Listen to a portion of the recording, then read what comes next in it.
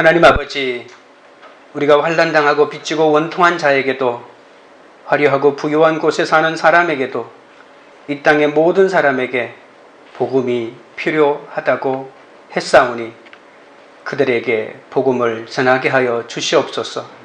우리가 복음의 참된 가치를 알고 나의 복음으로 전하게 하여 주시옵소서. 예수님의 이름으로 기도드립니다. 아멘. 그리스도인의 교제란 거룩한 입맞춤이라고 지난주에 살펴보았습니다. 입맞춤은 아무나 하지 않습니다. 그리스도인이란 입맞추는 관계라고 했습니다. 가슴과 가슴으로 안아주고 마음과 마음을 쏟아주며 천국의 교제를 하는 것이 교회라고 했죠. 그런데 현대교회는 주일에 잠깐 왔다가 가는 곳이기 때문에 가족끼리 만나는 것 이상의 교제가 일어나지 않는 것도 사실이기도 합니다. 바울은 이제 로마에 있는 성도들에게 마지막 특별한 충고를 줍니다. 오늘 로마서가 끝나는 마지막 끝지점인데도 불구하고 사도 바울은 차마 해야 할 말을 하고 맙니다. 바울도 하기 힘든 이야기가 있겠지만 우리가 만약에 꼭 들어야 하는 이야기라면 그 권면을 우리가 들어야 하지 않겠습니까? 하나님의 말씀으로 알고 그 권면을 받아들이고 순종하면 반석 위에 집을 짓는 자가 되어 하나님의 생명을 풍성하게 누리게 된다고 하고 있습니다. 오늘 첫 번째로 살펴볼 것은 나의 복음은 영적 분별력을 가져야 합니다. 17절입니다. 형제들아 내가 너희를 권하노니 너희가 배운 교훈을 거슬러 분쟁을 일으키거나 그치게 하는 자들을 살피고 그들에게서 떠나라.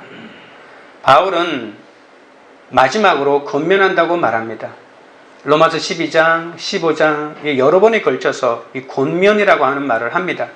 권면은 위로하다 또는 청하다라고 하는 그런 뜻이라고 했죠. 마음이 말씀에 어긋나 있을 때 말씀으로 마음을 제자리로 찾아주는 것이라고 했습니다.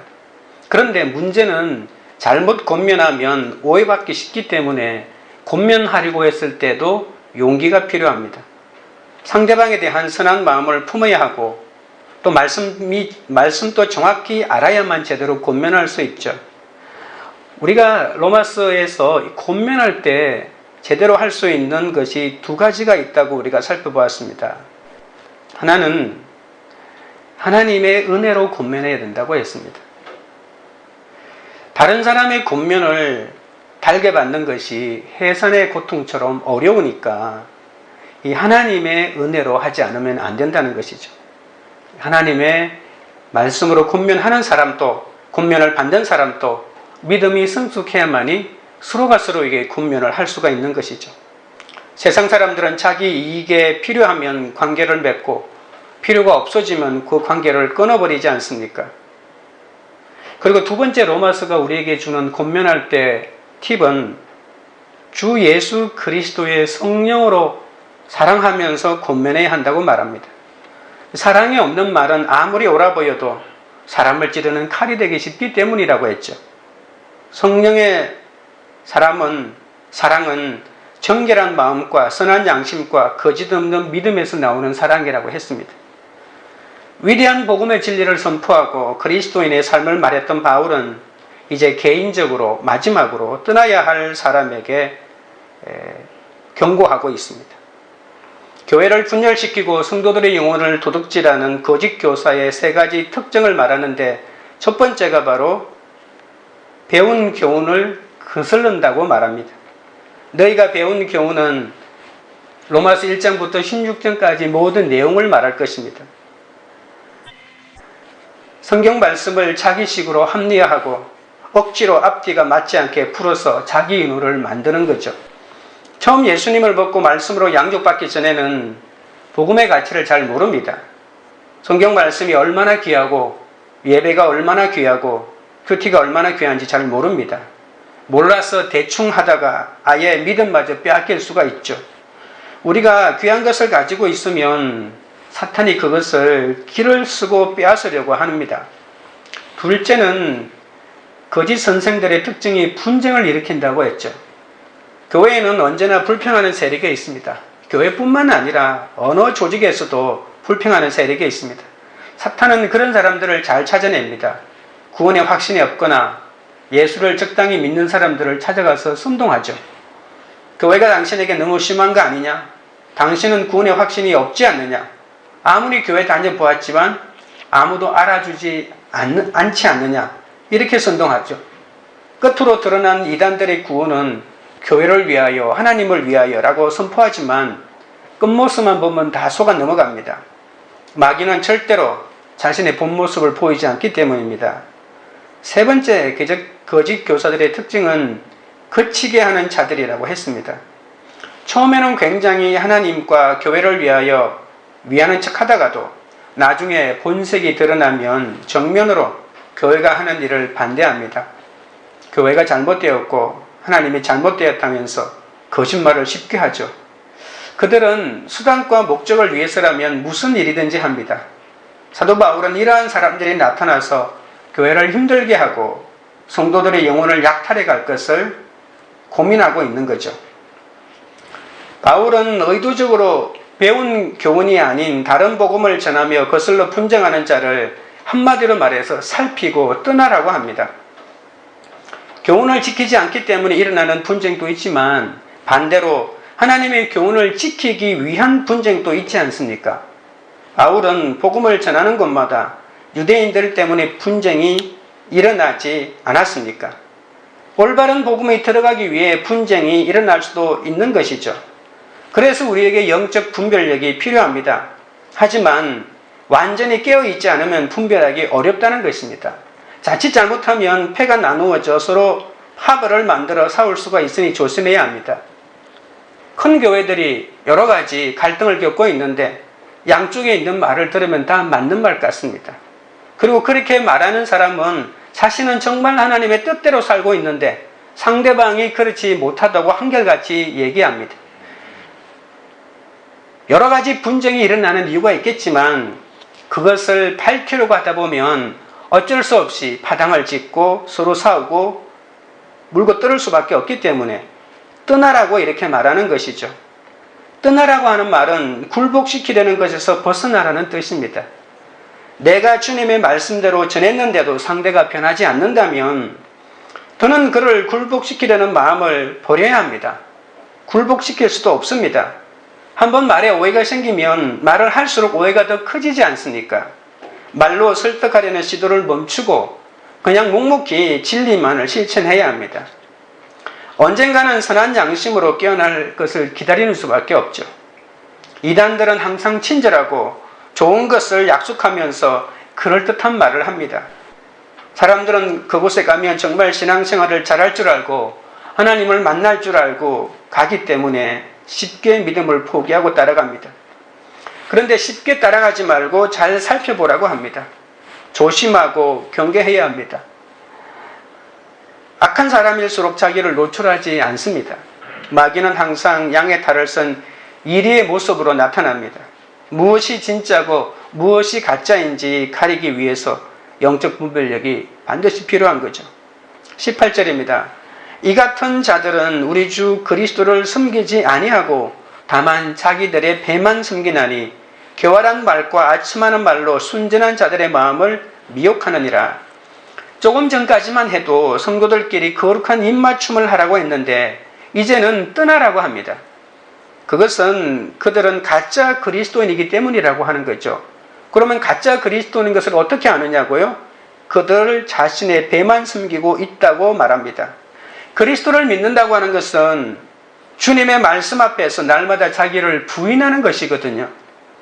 그런데 자기 배를 섬긴다고 하는 것은 자기 본능, 자기 욕망, 자기 감정을 주님의 말씀보다 더 중요하게 여긴다는 말입니다. 바울은 고린도 교회와 갈라디아 교회도 그런 사람이 있다고 편지를 쓸 때 똑같이 그런 지적을 해 주었습니다. 바울이 목회하는 교회도 이런 사람들이 많았는데 오늘날 교회는 말해서 못하겠습니까? 어떤 경우에도 목사 자신은 교회 분쟁의 불씨가 되어서는 안 됩니다. 교회 분쟁이 안 일어날 수는 없겠지만 목사 자신이 그 원인이 원인 제공을 해서는 안 된다는 겁니다. 자기를 부인하지 못하면 욕심과 욕망과 감정의 노예가 되기 쉽지 않습니까?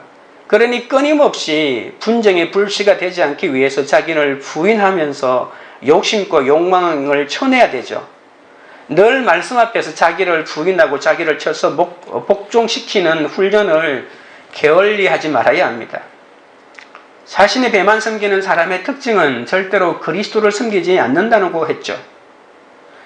그들은 가짜 예수를 믿으면서 진짜 예수를 믿는 것처럼 위장하고 사람을 속입니다. 기승전 돈입니다. 결국엔 돈입니다. 모든 사건의 원인에는 돈이 들어가 있습니다. 그들은 머릿속에는 돈밖에 없습니다. 배만 부르게 해주면 무엇이든지 하는 사람입니다. 배를 부르게 해주는 것은 결국 돈이니까요. 돈만 생각하는 거죠. 그들은 물질을 최고의 가치로 아는 자들입니다. 그들의 관심은 이익을 얼마나 남기느냐만 있을 뿐입니다. 사회의 무리를 일으키는 이단의 공통점은 한결같이 그 교주는 부자라는 겁니다. 가난한 교주는 없습니다. 십자가를 지고 섬기는 교주가 있습니까? 그건 아무리 이단이라 할지라도 배울 것이 있을 것입니다. 그러나 우리가 알고 있는 이단의 교주 가운데 그런 자는 없습니다. 교주들은 순전한 사람들을 이용해서 자기 배를 채우는 대표적인 지도자입니다. 교리로는 이단이 아니라고는 하나 기성교회들도 기성기독교도 엄청난 돈의 유혹을 뿌리치지 못한다면 이단 교주는 마찬가지 아닐까요?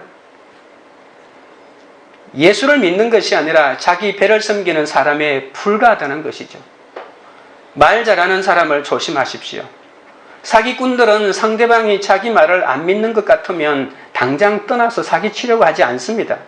그러나 조금이라도 가능성이 보이면 끝까지 붙들고 늘어지죠. 순전한 사람은 이단에 쉽게 빠지고 또 한 번 빠지면 나오기 어렵습니다. 미혹당하지 말고 이런 자들을 살피고 떠나야 한다는 것이죠. 믿음이 약한 자들은 돌봐주고 연약한 자는 받아주어야 하지만 교활한 자들은 당장 끊어야 한다는 것입니다. 교활한 자들과 거룩한 입맞춤을 해서는 안 된다는 것입니다. 그 정도는 분별해야 합니다. 교회 성도 안에서 거룩한 입맞춤으로 모두 무난하고 교제해야 되지만 그러나 교활한 사람만은 분별해야 되지 않습니까? 돈으로 어떻게 하는 사람 조심하셔야 합니다. 사탄은 늘 광명한 천사의 얼굴로 오지 않습니까? 칼빈은 이렇게 말했습니다. 사탄은 선하고 가치 있는 듯한 말과 세련된 언어, 교활한 수담과 감동으로 성도들을 끊임없이 괴롭힌다고 했습니다. 의도적으로 순진한 척하면서 교회를 흩어놓고 분열시키고 고통을 주는 사람들에 대해서 사도 바울은 첫 번째로 잘 살피고 두 번째로 동정심을 바라지 말고 끊으라고 얘기합니다. 용서해 주어야 할 것 같은데 끊으라고 하는 이유가 뭘까요? 그것은 지금은 조용히 있을 수 있지만 나중에 또 무슨 일을 만들어 교회를 파탄에 빠지게 할지 모르기 때문입니다. 사람들이 거짓 가르침에 빠지는 이유가 뭘까요? 좁은 길, 십자가의 길을 가기가 싫기 때문입니다. 넓은 길이 있다는데 왜 좁은 길로 가고자 고집할 이유가 없지 않습니까? 이단은 얼마나 넓은 길이 펼쳐지는지 모릅니다. 관심과 사랑이 마구 쏟아집니다. 매일 만나자고 하고 전화하고 끊임없는 관심을 보여줍니다. 내가 뭔가 된 것처럼 대접해 준다는 것이죠. 결국 그들이 꾀하는 것은 가정을 파괴하는 거죠. 집을 팔아서라도 헌금을 해라. 가족들이 인정 안 하면 집을 나와라. 이렇게 말하고 있지 않습니까? 천국의 모형인 가정을 깨뜨리고 가정을 파탄시키고 가족끼리 철천지 원수로 만드는 것이 사탄의 계략 아닙니까? 우리는 다 욕심이 많고 이기적입니다.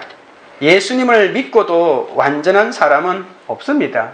하지만 나의 연약함 때문에 실족하는 것과 이단에 속해서 하나님에게 택함받지 못하는 것은 하늘과 땅 차이 아닐까요? 우리가 늘 말씀대로 살지 못해서 내 부족 때문에 넘어질 수 있습니다만 이단에 속아서 넘어지는 것하고는 차원이 다릅니다. 잠시 흔들리더라도 반드시 이단의 가르침은 떠나야 합니다. 제가 처음 교육자 생활할 때 성경 가르치는 사역을 했습니다. 한 3년 정도 했습니다. 그때 어느 권사님이 계셨는데 제가 가르치는 바는 거의 다 들어왔습니다. 어찌나 열심을 내고 나를 잘 섬겨주던지 친어머니라도 그렇게 하지는 못했을 것입니다. 명절에 양산으로 내려가면 그때 아내가 티코가 있었는데 티코 타고 가는 게 안쓰러워서 자기 집 중형차에 기름을 가득 채우고 트렁크에는 선물까지 넣고는 양산까지 타고 가라고 했습니다. 분당으로 발령받았을 때도 그렇게 아쉬워했고 수원으로 몇 번이나 내려오시기도 했습니다. 그런데 한동안 소식이 뜸했는데 다시 여의도 발령이 났을 때 가장 먼저 불러서 식사까지 했습니다. 그러다가 작년 초에 카톡으로 어떤 성경 강의 파일을 보내왔습니다. 강의 도중에 아멘 하는 권사님의 목소리가 들리는 걸로 봐서 자신의 핸드폰으로 직접 녹음을 한 것이었습니다. 한참 강의를 듣다 보니 그 강의는 신천지 성경 공부였습니다. 제가 바로 연락하니 아예 노골적으로 목사님이 이번에 개척하시는데 이 신천지를 배우서 했으면 좋겠다는 것입니다. 그러면서 계속 강의 내용을 보내주고 집회 소식도 알려주는 겁니다. 그렇게 성경을 열심히 배웠는데 어떻게 그 가르침이 진리라고 철석같이 믿고 자신에게 성경을 3년이나 가르쳤던 목사인 저에게도 그렇게 당당하게 자신이 진리를 발견했다고 보내는 것을 보니 정말 안타까웠습니다. 한동안 몇백만 원짜리 이불 파는 다단계를 하신다는 소식을 듣기는 했지만 또 아시는 분이 조금 이상한 데 다니시는 것 같기도 했다고 했지만 그분이 서울 은평구에 살고 있기 때문에 워낙 멀리 계셔서 쉽게 만날 수도 없었습니다. 평생을 예수를 믿고 이제 거의 팔순을 바라보시는데 마지막에 이렇게 이단에 빠지고 말았으니 얼마나 안타깝습니까? 우리는 각자 분별을 못하기에 먼저 건강한 교회, 건강한 공동체에 속해서 하나님의 교훈을 잘 따를 수밖에 없습니다. 교회의 지도자를 신뢰하고 예배와 공동체 생활에 충실하고 날마다 말씀으로 깨어 있을 때 돈과 쾌락과 이단과 같은 온갖 미혹하는 것에서부터 떠날 수가 있는 것이죠. 적용 질문 드립니다. 믿음을 걸고 넘어지며 분쟁하고 넘어뜨리는 사람이 있습니까? 먼저 내 속의 욕심과 분쟁에서 떠나야 넘어지지 않습니다. 주님을 섬기기보다 외식과 쇼핑, 입시와 투자 정보로 내 배만 채우고 있기 때문에 늘 미혹되고 손해만 본다는 걸 알고 있습니까? 둘째는 선한데 지혜로워야 합니다. 19절입니다. 너희의 순종함이 모든 사람에게 들리는지라 그러므로 내가 너희로 말미암아 기뻐하노니 너희가 선한데 지혜롭고 악한데 미련하기를 원하노라. 이 세상은 우는 사자가 먹을 것을 삼키려 하듯이 성도들을 집어 삼키려고 합니다. 이 세상은 천국이 아닙니다. 우리는 예수님과 하나님을 믿는 사람들이지만 세상에서 사는 동안 악한 구조와 무신론, 사탄과 싸워야 합니다. 우리는 이 세상을 예수 믿기 좋은 세계로 만들 책임이 있습니다. 바울은 선한 데는 지혜롭고 악한 데는 미련하라고 합니다. 우리는 로마 사회에 비하면 얼마나 괜찮은 사회에서 살고 있습니까? 로마 제국 아래에서 핍박을 받는 노예 신분으로 예수를 믿는다고 생각해 보십시오. 이방인으로 예수를 믿고 유대인들에게 핍박을 당한다고 생각해 보십시오. 우리가 지금 힘들어하고 핍박받는 것은 아무것도 아닐 것입니다. 그들은 고통과 고문과 초형과 사자 입속에서도 화형당하면서도 신앙을 지켰습니다. 세상에서 지혜롭게 살지 않으면 믿음을 지키기 어려운 것은 그때나 지금이나 마찬가지입니다. 불신자들은 자신들의 기도와 달리 교회가 선을 버리고 악과 타협하는 것을 보면 교회를 비판합니다. 아니 어떤 기독교 학자들보다도 세상에 있는 불신자들이 지금 교회가 제대로 가고 있는지 안 가고 있는지를 더 잘 알고 더 잘 판단한다는 사실입니다. 그리스도인이 악과 타협하면 이 세상에는 더는 희망이 없습니다. 세상 사람들은 자신들은 선하게 살지 않으면서 그리스도인만큼은 교회 다니는 사람들만큼은 선하게 살아야 한다고 아예 머리에 박혀 있습니다. 물론 그것이 우리를 핍박하는, 판단하는 하나의 기준으로 작동할 때도 있지만 틀린 말도 아니지 않습니까? 교회가 악한 방법으로 돈을 모으고 부동산을 매입하고 불의한 방법으로 정치와 야합하면 어떻게 되겠습니까? 그 순간만큼은 하나님의 교회라고 말할 수 없습니다. 교회는 언제나 선을 추구해야 합니다. 그러기 위해서 그 누구보다도 목사 자신이 선한 양심을 지닌 그리스도인이 되어야 합니다. 목사가 선한 양심을 가진 그리스도인이 되기 위해서는 여러 방법이 있는지 모르겠지만 한 가지 방법밖에 없습니다. 기도하는 수밖에 없습니다. 말씀으로 자기 욕심을 계속 조금 일어났을 때부터 쳐내는 것밖에 없습니다. 목회자가 하나님 앞에서 무릎 꿇고 기도함으로 영혼을 정결하게 해야 하죠. 기도를 통해 우리의 양심이 살아 움직일 때 세상이 품었던 그 악도 내려놓을 가능성이 있을 겁니다. 그런 선한 양심을 가진 일꾼들이 교회에 많이 세워질 때 양심이 깨어있는 교회는 절대로 사탄이 넘보지 못할 것입니다. 우리는 선한 데는 미련하고 악한 데는 지혜롭게 살아갑니다. 이것이 우리의 모습입니다. 그러나 우리는 선한 데 미련하고 악한 데 지혜롭게 살아라고 사도 바울이 말하고 있습니다. 악한 일을 하기 위한 온갖 꾀를 냅니다. 악한 일을 하는데 얼마나 잘 꾀를 내는지 모릅니다. 악한 일을 하고 들키지 않고 넘어가는데 우리는 거의 천재 수준입니다. 또 그 악한 일을 숨기기 위해서 또 다른 악을 저지르고 있지 않습니까? 우리는 죄는 무조건 숨겨야 한다고 생각합니다. 과연 죄를 숨기고 중독을 숨기기 위해서 온갖 거짓말을 잘 만들어내는 것이 지혜로운 것일까요? 죄를 숨기면 죄가 사라질까요? 죄가 없어질까요? 계속해서 숨어서 그 엄란한 죄를 탐닉하고 쾌락을 즐기고 있지 않습니까? 죄는 숨긴다고 해서 끊어지는 것이 아닙니다. 들키지 않는 죄는 끊임없이 계속됩니다.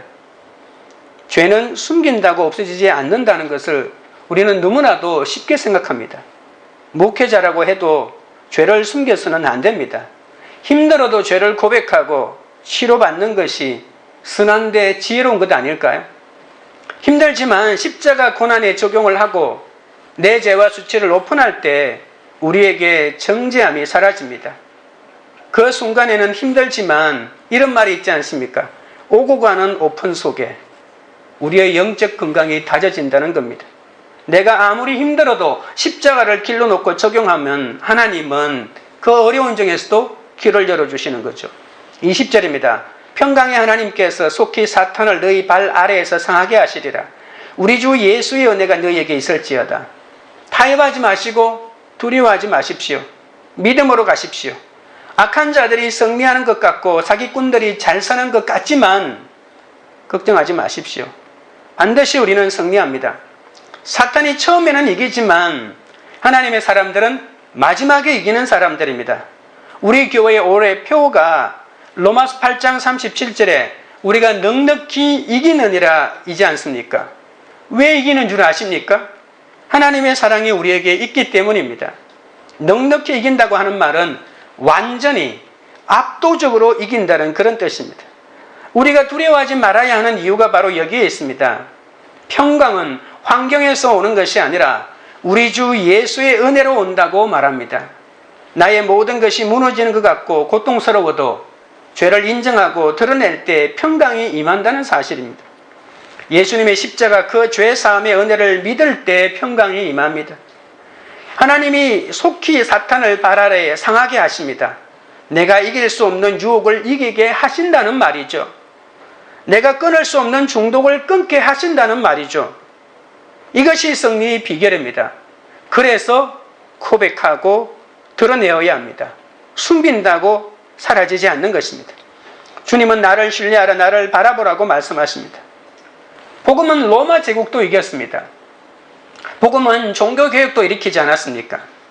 한 교회의 개혁을 일으켜내기도 그렇게 힘든데 이 전 세계 카톨릭의 개혁을 일으키지 않았습니까?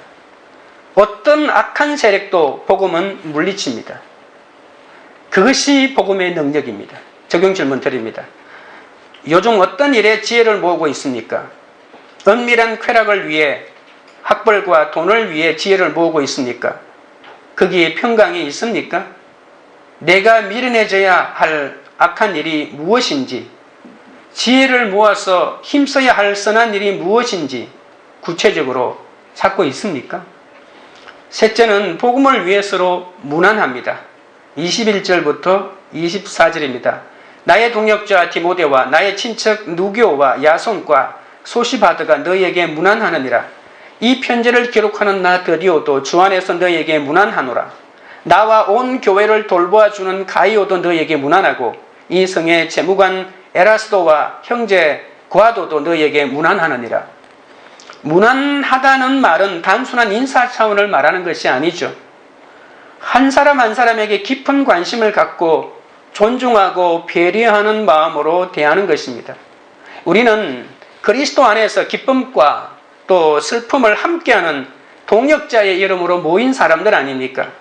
서로가 서로에게 존중과 배려로 무난하고 살아갈 때 우리의 삶은 날마다 로마서로 엮어지게 될 것입니다. 바울은 잠시 흥분했다가 다시 자신의 동역자를 소개하죠. 바울이 16장에 언급한 사람 중에 1절부터 27까지는 27명의 사람들을 소개하죠. 그 사람들은 다 로마 교회 사람들입니다. 오늘 21절부터 27절에 8명의 사람을 소개하는데 이 사람들은 다 고린도 교회 식구들입니다. 바울은 아들뻘 되는 디모데를 자신의 동역자로 부릅니다. 바울과 디모데는 영적인 아버지와 아들의 관계입니다. 그리스도인은 진리 안에서 남녀노소 구별 없이 동역자가 될 수 있습니다.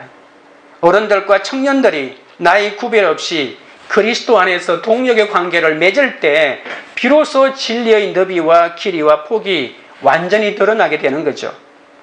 그리고 바울의 친척인 누기오와 야손과 소시바드가 다시 등장합니다. 여러분, 친척에게 복음을 전하는 것이 얼마나 어려운지 모릅니다. 나의 약점을 너무나도 잘 알고 있기 때문이죠. 바울은 이런 친척에게도 복음을 전했습니다. 바울의 친척의 특징이 뭡니까? 다 유대인이잖아요. 유대인이 예수 믿기가 얼마나 힘든지 모릅니다. 전 세계에서 지금 국적을 유대인으로 가지고 있는 사람이 900만 명 가까이 되는데 그 중에서 예수 믿는 사람이 2만 명도 채 되지 않습니다. 세상에서 가장 기독교율이 떨어지는 곳이 바로 이 유대인들 아닙니까? 그 모든 친척이 다 유대인이니까 얼마나 예수 믿기 힘듭니까? 그런데 그 중에 자기의 친척들이 이렇게 예수를 믿고 또 함께 동역자가 되었다고 하니 얼마나 기쁘겠습니까? 성도는 복음의 진보를 위해 혈육과 지형의 관계가 아니라 그리스도 안에서 깊은 신앙의 관계를 맺어야 합니다. 드디오는 바울의 편지를 대필한 사람입니다. 영적인 교훈이 시간에 맞추어 가지고 임하는 거 아니지 않습니까? 하나님이 영감을 주실 때 자다가도 줄 수가 있고 그러면 자다가도 벌떡 일어나야 합니다. 새벽에도 일어날 수 있고 그때마다 바울이 드디오를 소리쳐서 깨우면 드디오는 늑달같이 달려와서 그 글을 불러주는 대로 대필할 수밖에 없었죠. 이것이 헌신이 없이는 불가능한 일입니다. 바울에게는 지병이 있습니다. 만성두통이라는 얘기도 있고 간질에 걸렸다는 얘기도 있고 또 안질이라고 하는 다양한 설이 있지만 아마도 눈에 병이 생긴 안질이 가장 설득력이 있습니다. 다메섹으로 가다가 예수 믿는 사람 잡으러 가다가 부활의 예수를 만났을 때 엄청난 빛이 나타나지 않았습니까? 햇빛보다 강한 빛이 보였다고 했습니다. 그때 바울이 눈에 빛이 들어가서 사흘 동안 눈을 못 봤습니다. 다행히 다메섹으로 들어가서 아나니아가 안수해 줄 때 비늘 같은 것들이 떨어졌지만 그 이후에도 눈이 계속 안 좋았다고 하는 설이 설득력이 있습니다. 아마도 만성 안질에 걸렸을 것입니다. 바울이 1차, 2차, 3차 전도 여행을 다닌 것을 보십시오. 거의 걸어다니거나 배편을 이용했는데 몸에 건강이 이상한 사람은 그런 여행을 할 수가 없습니다. 그래서 아마 바울은 다른 데는 다 이상이 없는데 특별히 이 안질 때문에 엄청난 고통을 당한 것을 알 수 있고 고린도 후서에 이 안지를 고쳐달라고 3번이나 목숨을 걸고 기도했는데 하나님께서 내 은혜가 내게 족하다고 말하지 않았습니까? 그래서 이 바울은 직접 글을 쓸 수가 없습니다. 드디어는 불러주는 대로 받아 적었습니다. 얼마나 괜찮고 따분한 일처럼 여겼을까요? 여러분, 매일 아침에 새벽기도 가는 게 힘들까요? 아니면 매일 아침에 일어나서 새벽기도 가는 사람에게 문 열어주는 게 더 힘들까요? 문 열어주는 게 더 힘들죠. 가지도 않는데 일어나서 문을 열어준다고. 새벽기도를 가면 내가 할 일이 있기 때문에 일어나지만 문 열어주는 사람은 절대로 일어날 수가 없습니다. 얼마나 따분하겠습니까? 불러주는 대로 적는다는 것이 귀찮고 따분한 일일 것입니다. 그러나 자신이 직접 쓴 그것이 성경의 원본이 되었지 않습니까? 여러분, 성경의 원본은 하나도 남아있지 않습니다. 원본이 어디 있는지도 모릅니다. 무조건 사본입니다. 신약 성경은 사본이 수천 가지의 종류는 있지만 원본은 없습니다. 본 사람도 없습니다. 그런데 이 드디어는 자신이 그 성경의 원본 중에 원본을 기록하지 않았습니까? 그 원본을 직접 보고 기록까지 했으니 얼마나 감격스럽겠습니까? 아마 성경의 원본이 뭔지를 바울이 아니라 드디어에게 가서 천국 가서 물어봐야 될지도 모릅니다. 우리에게 어떤 일이 주어지든지 그 일이 따분하고 쓸모없는 것처럼 보여도 하나님의 일을 완성하는 일임을 깨달아야 합니다. 가이오는 자신의 물질로 온 교회를 돌보아주는 헌신을 했습니다. 바울이 로마서를 쓰는 동안 가이오의 집에 머물면서 대접을 받았습니다. 정말 모든 사람이 감사해야 될 사람 아닐까요? 재무관 에라스도는 바울이 로마서를 기록한 고린도 그 지역의 고위 공직자 출신입니다. 그런데 고위직에 있을 때보다 주의 일을 헌신했을 때 오히려 성경에 자기 이름이 기록되는 찬란하게 빛나는 이름이 되지 않았습니까? 이 사람의 이름에 이렇게 올라가 있지 않습니까? 우리가 무슨 일을 했는지는 모르겠지만 도대체 얼마나 중요한 일을 해주었기에 사도 바울이 그 이름을 여기에 올려놓았을까요? 내가 어떤 일에 헌신했는가에 따라 나의 이름이 빛나고 나의 지식과 재물과 지위가 빛날 수 있는 것이죠. 여러분, 열심히 재물을 모으십시오. 열심히 공부하십시오. 열심히 노력하여 어떤 성과를 거두십시오. 그러나 그것이 진정으로 빛을 발하려면 내가 그리스도 안에 있어야 된다는 것입니다. 내가 이룬 것을 가지고 주님에게 헌신하려고 했을 때 그 모든 것이 너무나도 반짝반짝 빛납니다. 예수 믿으면 잘못하면 뭐 돈도 필요 없다, 직장도 필요 없다, 이것이 아닙니다.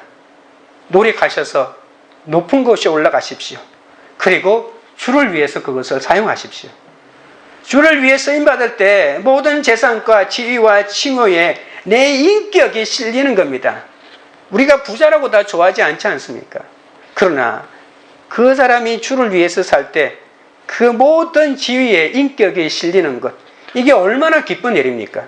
주를 위해 쓰임받을 때 무엇이든 속된 것이 없고 돈도 학벌도 인격을 갖게 된다는 것입니다. 바울이 돈이 있고 능력이 있어서 이런 사람들을 데리고 일한 게 아니지 않습니까? 우리는 나랑 친한 사람이 다른 사람하고 친하게 지내는 꼴을 못 봅니다. 나하고 친한 줄 알았는데 다른 사람하고 비밀스러운 이야기를 했다고 하면 배신감에 치를 떱니다. 평생 나하고만 친하기를 바라면서 절대 다른 사람 소개도 안 해줍니다. 그러나 바울은 로마의 성도들과 고린도의 성도들이 서로를 알 수 있도록 열심히 소개하고 있습니다. 자신과 상관없이 그들이 친해질 수 있도록 힘써 가르쳐야 합니다. 바울의 이 사람 때문에, 이 사랑 때문에 로마에 있던 고린도에 있던 한 번도 본 적이 없는 사람이라도 서로 하나가 될 수 있었던 것이죠. 적용 질문 드립니다. 전화로, 편지로, 기도로 오늘 문안해야 할 사람은 누구입니까? 그들에게 다른 믿음의 지체를 소개하고 교제하도록 권하고 있습니까? 넷째는 예수 그리스도를 전파합니다. 25절입니다. 나의 복음과 예수 그리스도를 전파함은 영세전부터 감추었다가, 바울을 바울되게 한 것은 바로 복음 때문이었죠. 바울 생애를 뒤바꾼 것도 로마서를 쓰게 한 것도 복음 때문입니다. 바울은 이것을 나의 복음이라고 합니다. 하나님의 신비한 계시가 나의 복음이 된 것이 바로 사도 바울의 능력입니다. 나의 복음이 되어야만 그 복음에 능력이 있는 것이죠. 바울은 로마서 1장 1절에서 나는 예수 그리스도의 종이다. 나는 사도로 부르심을 받았다. 나는 하나님의 복음을 위하여 택정함을 입었다라고 자신을 소개합니다. 바울이 평생을 흔들었던 깃발이 바로 하나님의 복음을 위하여, 그의 이름을 위하여지 않습니까? 그 복음이 바로 예수 그리스도입니다. 사도 바울은 이 복음 때문에 완전히 그의 삶을 희생했습니다. 바울의 한 가지 발음이 있다면, 그러므로 나는 할 수 있는 대로 로마에 있는 너희에게 복음 전하기를 원하노라. 그러기 위해서 바울은 복음을 부끄러워하지 않는다고 했습니다. 아니, 복음을 전하기를 원하는 사람이 복음을 부끄러워하면 어떻게 되겠습니까? 사도 바울이 복음을 부끄러워하지 않았던 유일한 이유는 이 복음이 모든 믿는 자에게 구원을 주시는 하나님의 능력이 된다는 것을 머리로만 안 것이 아니고 온 몸으로 뼈저리게 체험했기 때문입니다. 아무리 악한 세상도 복음의 능력이 전해지면 깨끗해집니다. 쓰레기 같은 인간이라도 복음이 들어가면 천하보다 귀한 생명이 됩니다. 콩가루 같은 집안이라도 복음이 들어가면 견고해집니다. 나의 복음이 되고 우리의 복음이 될 때 어떤 일에도 흔들리지 않는 능력을 갖추게 되죠. 이 복음에는 하나님의 의가 나타나고 믿음에서 믿음으로 이르게 한다고 했습니다. 우리도 이 복음에 사로잡혀야 합니다. 복음을 위해 살 수 있게 되어야 합니다. 우리 교회는 예수 그리스도의 복음 때문에 존재하는 교회요. 설교하는 저나 설교를 듣는 여러분도 예수 그리스도의 복음 때문에 존재하는 사람일 뿐이라는 사실을 아셔야 합니다. 예수 그리스도를 전파하는 것, 이것이 바로 영세 전부터 있었던 복음의 내용입니다. 26절입니다. 이제는 나타나신 바 되었으며 영원하신 하나님의 명을 따라 선지자들의 글로 말미암아 모든 민족이 믿어 순종하게 하시려고 알게 하신 바 그 신비의 계시를 따라 된 것이니 이 복음으로 너희를 능히 경건교하게 하실. 복음은 영원 전부터 있었던 것이고 그것은 또 하나의 비밀이었다고 합니다. 비밀스럽게 감추어졌는데 이 복음이 드러났습니다. 많은 예언가는 이 복음을 말했고 이방인들로 믿어 순종하게 하기 위해서 구원의 역사를 만든 것도 바로 이 복음 때문입니다. 로마서 1장 5절과 이 로마서를 마무리하는 16장 26절이 거의 비슷한 같은 내용으로 되어 있습니다. 앞과 뒤가 똑같은 핵심적인 구절들로 이렇게 감싸고 있는 것이죠. 복음의 범위는 모든 열방입니다. 오늘 본문을 보십시오. 26절에 보시면 모든 민족이 믿어 순종하게 하시려고 했죠. 복음의 범위는 열방입니다. 하나님의 복음에는 차별이 없습니다. 복음은 모든 사람을 위한 것입니다. 그리고 복음의 목적은 내가 믿는 것에 대한 순종입니다. 믿어 순종하게 이르는 것입니다. 우리는 복음이 요구하는 반응을 해야 합니다. 단순히 믿는 것으로 만족해서는 안 됩니다. 믿음에서 시작해서 순종으로 나가야 합니다. 살아있는 믿음은 그 속에 복종이 들어가 있습니다. 예수 그리스도에 대한 무조건적인 헌신이 있어야 합니다. 그런데 이 순종이 참 쉽지 않습니다. 모든 열방이 믿어 순종한다고 하는 말은 열방이 말씀대로 사는 거죠. 날마다 나에게 주어지는 말씀에 대한 순종이 없이는 나에게 주어지는 환경에 절대로 순종할 수가 없습니다. 말씀에 대한 순종이, 말씀이 남편에게 복종하라고 하고, 말씀이 아내를 사랑하라고 하고, 말씀이 자녀를 노엽게 하지 말라고 하고, 말씀이 상전을 잘 모시라고 하고 있는데, 말씀이 나에게 하시는 말씀을 들어야 하는 것이죠. 그러니까 말씀에 대한 순종이 없이는 내가 속해 있는 환경에 순종할 수가 없는 것입니다. 하나님의 말씀에 관심이 없기 때문에 환경도 사건도 받아들이지 못하고 하나님께 대들고 원망만 하는 것이죠. 베드로는 3년 동안이나 예수님에게 제자 훈련을 직접 받지 않았습니까? 그런데도 십자가 달리는 예수님의 사역을 이해하지 못해서 절대로 안 된다고 하다가 사탄아 내 뒤로 물러가라고 하는 소리를 듣고 맙니다. 우리도 날마다 말씀을 듣고 순종하지 않으면 이 사탄이 될 수밖에 없는 거죠. 그래서 성도는 하루라도 말씀을 안 보고 큐티를 안 하면 뒤로 물러가라고 하는 주님의 음성을 들을 수밖에 없습니다. 오늘 본문의 또 뒷부분에 보시면 이 복음은 우리를 견고하게 한다고 합니다. 복음은 우리를 강하고 담대하게 만들고 능력 있고 지혜롭게 만듭니다. 복음은 죽은 자를 살리고 병든 자를 고치고 저주받은 자를 축복의 자녀로 만듭니다. 이것이 바로 복음입니다. 이 복음을 모두 우리의 것으로 만들어야 합니다. 이 복음을 가질 때 우리는 비로소 견고하고 흔들리지 않게 됩니다. 27절입니다. 지혜로우신 하나님께 예수 그리스도로 말미암아 영광이 세세 무궁토록 있을지어다. 아멘. 로마서의 마지막 말씀입니다. 예수 그리스도의 복음으로 하나님께 찬양을 올리고 경배와 존귀와 영광을 올리는 장면입니다. 어떻게 하면 모든 열방이 주께 나와 예배하겠습니까? 아무리 복음의 범위가 열방이라고 해도 교회가 가만히 있고 내가 가만히 있는데 어떻게 열방이 주께 돌아오겠습니까? 열방이 주께 돌아온다고 해도 내 교회가 커지고 내가 편안하게 잘 사는 것이 우선이니 복음이 멈춰선 것입니다. 밖으로 나가지 않는 것입니다. 대형교회는 늘어나고 성도수는 늘어나는데도 복음은 계속 뒷걸음질 치고 있지 않습니까? 한국교회의 문제는 복음이 뒷걸음질을 치고 있다는 것입니다. 모든 이방인 중에서 순종하는 일이 일어나려면 어떻게 해야 할까요? 확실한 한 가지는 내가 먼저 주님의 말씀에 믿어 순종하는 것입니다. 이것 하나만은 확실합니다. 복음은 나를 통해 전해져야 합니다. 복음을 전파하는 당면한 목적은 사람들이 믿음에 순종을 하는 것이지만 우리의 궁극적인 목적은 예수 그리스도 이름이 더 큰 영광을 돌리는 데 있다고 본문이 말합니다. 사람들의 삶을 움직이고 변화시키는 것이 어찌 사람의 힘으로 되겠습니까? 하나님의 은혜가 필요합니다. 우리가 복음을 전하는 이유가 그의 이름을 존귀하게 하고 그리스도를 높이기 위해서 아닙니까?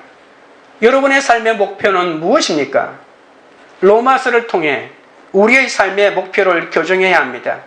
인생의 목적은 행복이 아니라 거룩입니다. 영혼 구원입니다. 우리가 거룩을 위해, 영혼 구원을 위해 살면 살수록 오히려 행복은 우리를 따라올 것입니다. 적용 질문 드립니다. 고난과 아픔을 통해 하나님이 계시하신 나의 복음이 우리의 복음이 될 때 가정도 견고해지고 교회도 견고해지는 것을 믿습니까?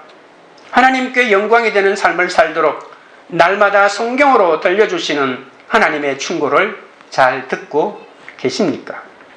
말씀을 맺겠습니다. 사도의 교훈이 아닌 다른 복음을 전하며 그것으로 분쟁하는 자를 살피고 떠나는 영적 분별력이 있어야 합니다. 그리스도인은 자기 배를 위해 살지 않고 주님의 말씀 앞에서 날마다 자기를 부인하는 자입니다. 사람들이 거짓 가르침에 빠지는 이유는 좁은 길, 십자가의 길을 가기 싫어하기 때문입니다. 우리는 선한데 지혜롭고 악한데 미련해야 합니다. 힘든 길을 힘들어도 내 죄를 고백하고 십자가 고난에 적용을 할 때 죄를 정죄하는 정죄감이 사라집니다. 복음을 위해 서로 사랑으로 무난해야 합니다. 나에게 주어진 일이 따분하고 쓸모없는 것처럼 보여도 하나님의 일을 완성하는 일임을 알아야 합니다. 하나님의 신비한 계시가 나의 복음이 되어야 합니다. 로마서의 말씀을 듣고 믿어 순종하는 데까지 나아가야 합니다. 날마다 나에게 주어지는 말씀에 대한 순종이 없이는 내게 주어지는 환경이 절대로 순종할 수 없습니다. 우리가 순종할 때 하나님이 영광을 받으심을 명심하여 날마다 믿음으로 나아가시기 바랍니다. 우리가 찬양드리고 기도하도록 하겠습니다.